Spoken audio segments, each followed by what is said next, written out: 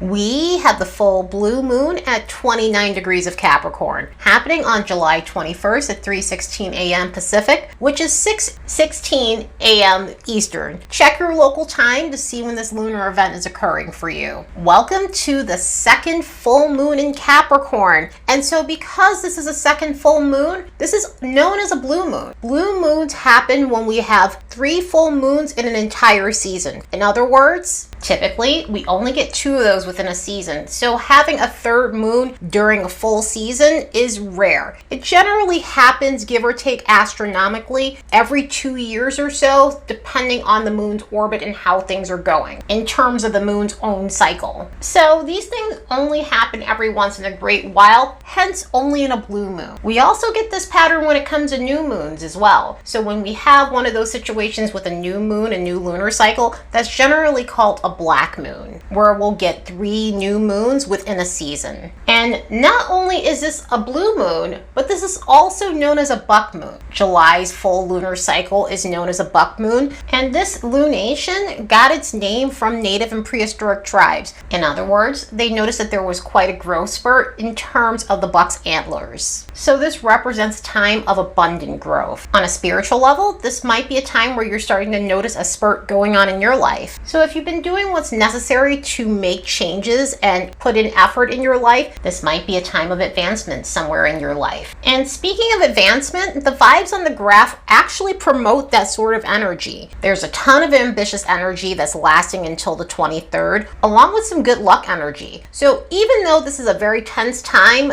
one of the things that tends to happen when we have harder transits, because this has been kind of a harsh week, is we tend to get motivated to take action on things. And so with that may motivate us to take action on a possibility that can lead to fortunate circumstances for ourselves. Also, there's a ton of psychic energy that's going to be occurring up until the 27th, so we might feel intuitively guided during this time. There is some emotional sensitivity that's going on, but again, we've got some weird transits that's happened throughout the week, so we may feel much more touchier than typical. But even so, there's a smidge of romantic energy in the air, there's social energy in the air, there's also family and friends energy in the air. So if we've had a rough week or the week has just been exhausting in some sort of way, this may be a time where we're just wanting to let our hair down and be easy because the week itself has been quite the cosmic kick in the ass. And truly a time to really get the let out and just get serious about things. So speaking of which, we're at this second full moon in Capricorn at the 29th degree. So this means that we are making something a finale. This means we're ending something. This means we're finalizing something in this energy. That first full moon that we had in Capricorn at the end of June was symbolizing what happened 6 months ago. And this also is going to symbolize what happened back in January when we had the new moon in Capricorn. However, the differences between these moons is that other one was about where we've built a solid foundation since January. What are we now finally ready to get the ball rolling on because it was in such an early degree? And what needs a second look? What may not be working as well as we want to, and maybe it can. So, it just needs a good tweak. And of course, something that just isn't working. We could also have taken steps to consider if we want that situation or not. And so coming to this one, we're looking at those situations where,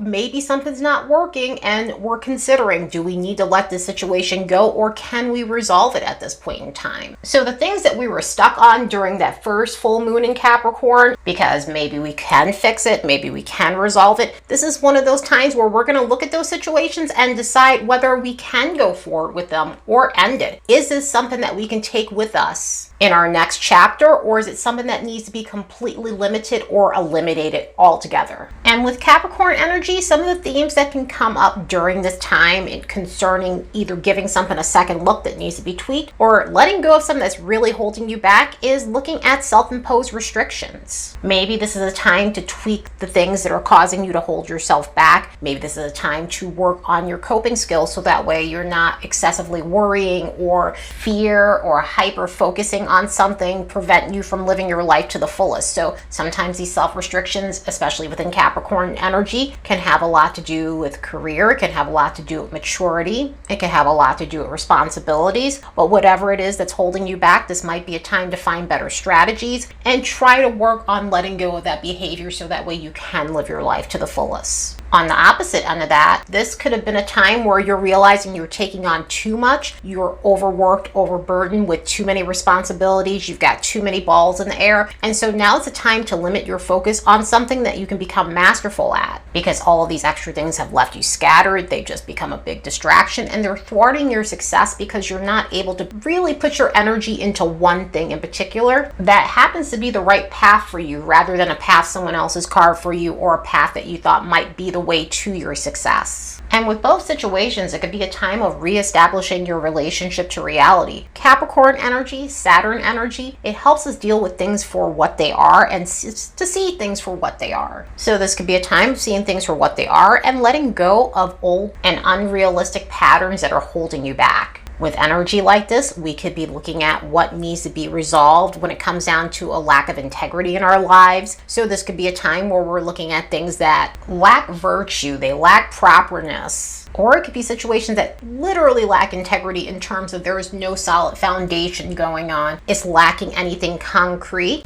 And for that reason, it's not allowing us to have the stability that we need in order to have a consistent and reliable life and reliable things within our lives. And sometimes this lack of integrity is not just things, it could be the people in our lives. So this could be a time when we're looking at those who support us versus those who contribute nothing to us but shakiness in our lives. Energy like this can cause moments where, back to the reality part of Capricorn and Saturn energy, where we are having sobering moments about some of these situations in our lives. And so it may be a time to resolve a lot of issues that are creating these problems and finding ways to heal ourselves. Finding ways also to set better boundaries with ourselves as well as with others. So that way we can gain back some sort of sense of constructive control in our lives. And with this, it could be a time of realizing that we need to develop healthy self-control and become more disciplined in whatever area of our lives that might be lacking. So it could be a time to step into your adulting era. This could be a time of making more mature choices, becoming more balanced in your responsibilities, prioritizing what really needs your attention, and also not allowing things that don't bring you a return on investment to thwart any of your progress that you're trying to make in your life. So with energy like this, if there are things that need to be tweaked and they're still salvageable for you and you can get back on solid ground, then this is the time to do it. But if there are situations that became a hindrance and has completely came at a cost to you and isn't bringing you a return on investment, this is a time to eliminate those things during this 29-degree Capricorn moon. That way you can become masterful and create a space where you can step into your excellence. Let's look at these transits and see what we can expect from this lunar event. Don't forget to like and subscribe because it helps this channel grow. Also, if you're looking for a natal chart reading or intuitive coaching, the links will be in the description box below. And if you'd like to support the work of this channel, you could do so by buying me a fresh cup of coffee. The link will be in the description box below as well. So in terms of the transits for this lunar event, it's mixed bag. We've got some harmonious stuff, but we also have some transits that are definitely rough around the edges. Again, it's been a rough around the edges sort of week, and luckily I would say this weekend has some mitigating factors that are just tied into the overall transits that could make this feel less edgier than what we've dealt with, although we do have that emotional sensitivity that's on the graph. So there could definitely be some moments where we're feeling more revved up and more touchier than typical, but at least we're getting something of a helping hand in this. Of course, since this is a full moon, we have two chart rulers. We have the moon for Cancer and Saturn for Capricorn. The moon will be making the majority of the transits, and Saturn is making one, which is an edgy one. It's an applying square to Jupiter. Saturn and Jupiter are going to square this year, so we'll have a Jupiter-Saturn square situation going on. And we can feel this energy now. Anytime you have planets applying to one another, you start feeling the energies mounting. And with this, and these two planets being very opposite of one another, we can feel a confliction within us during this time. So maybe we're conflicted about what we need to let go of. Some of this could be rigidity in our thinking and where we're limiting ourselves. Sometimes this could be situations where we are overestimating ourselves. Sometimes this could be a situation where our ideals have gotten us in trouble, or we've been too unrealistic about things and we're trying to get realistic about things, and we might be doing something like course correcting but overdoing it in that way. So in other words, maybe we spent too much time with rose-colored glasses on and now we're being too hardcore when it comes down to getting real about about things. Or the opposite end. Maybe we were minimizing things in our lives. Maybe we were too much of a stickler for things. Maybe we were too much of a curmudgeon, and now we're being overly hopeful, and it's causing us to overcorrect situations rather than finding balance in our lives. So we might feel at odds with the different sides of ourselves and just a little confused about what to do next. Concerning the moon is at a critical degree, of course, with it being at that 29th degree. And it's also making a conjunction with Pluto, which also happens to be at a critical degree. It's at the 0 degree.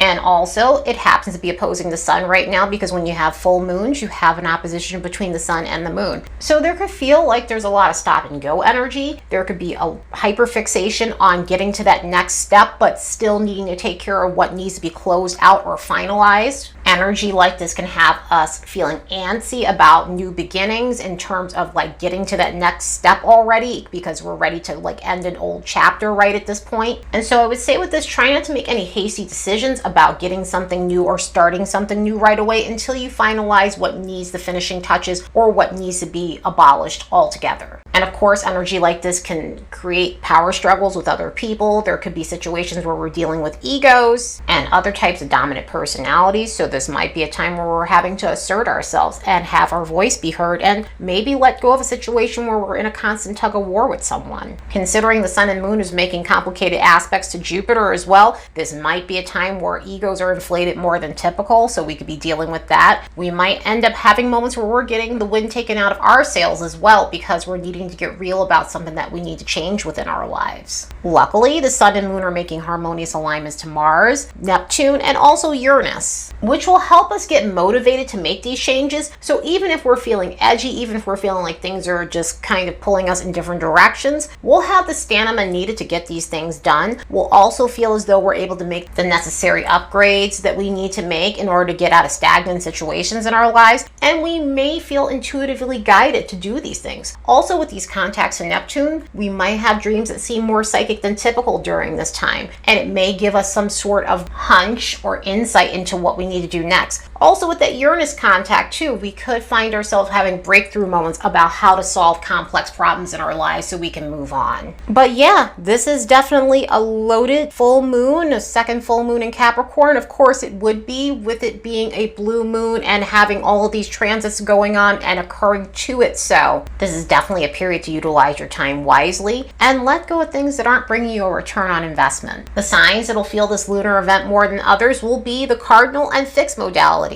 And this is because we're having this full moon at the late degrees of Capricorn. So with the cardinal signs, Aries, Cancer, Libra, and Capricorn, between 20 to 29 degrees of these signs. And with the fixed signs, that would be Taurus, Leo, Scorpio, and Aquarius, this is the early degrees of these signs. So anywhere between 0 to 9 degrees of these zodiac placements will feel this lunar event more than others. So if you have chart points or you have planets within these placements of the cardinal or fixed modality, you'll experience this lunar event deeper than others. Anyway, I hope you all have the best blue moon in Capricorn ever. Later, and see you in the next episode.